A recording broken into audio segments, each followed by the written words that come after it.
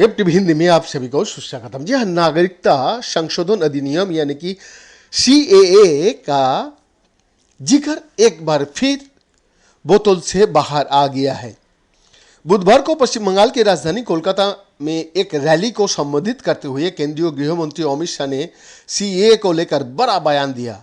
अमित शाह ने कहा कि हम बंगाल में सीएए लागू करके ही रहेंगे। ये देश का कानून है, हमें कोई नहीं रोक सकता। अमित शाह ने कहा कि बंगाल की जनता ने तय कर दिया है कि अगली सरकार बीजेपी की बन रही है।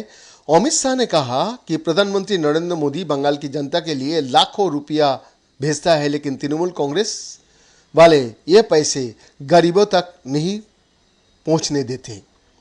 उन्होंने कहा कि चुनाव के दौरान सबसे ज्यादा हिंसा बंगाल में ही होती है। बंगाल में घुसपैठिया को नहीं रोका जा रहा। बंगाल आज बम धमाका से गूंज रहा है। अमित शाह ने कहा कि 27 साल बंगाल में कम्युनिस्ट का शासन रहा।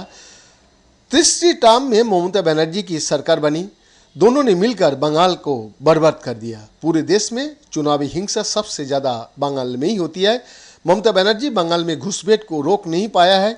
प्रदेश में खुलेआम घुसपैठिया को वोटर कार्ड और आधार कार्ड बांटा जा रहा है और ममता बनर्जी चुप बैठी है। सोनार बांग्ला और माँ माटी मानुष के नारे के साथ कम्युनिस्ट को हटाकर ममता दीदी सत्ता में आए, लेकिन बंगाल में कोई परिवर्तन नहीं हुआ। आज भी बंगाल में घुसपैठ, तुष्टीकरण, राजनीतिक हिंसा, भ्रष्टाचार हो रहा है। जिस बंगाल में कभी रविंद्रनाथ और उसका जो संगीत बोला जाता है, रविंद्र संगीत सुनाई पड़ता था, आज वही बंगाल बम धमाका से गूंज रहा है। पूरे देश से गरीबी खत्म हो रही है, लेकिन बंगाल में नहीं हो रहा है। बंगाल में चरम पर है भ्रष्टाचार। शाह ने कहा 2026 का चुनाव में 2/3 बहुमत के साथ बंगाल में भाजपा की सरकार बनेगी, लेकिन इससे पहले 2024 का चुनाव आ रहा है। 2019 में आपने 18 सीट हम लोगों को दिया था।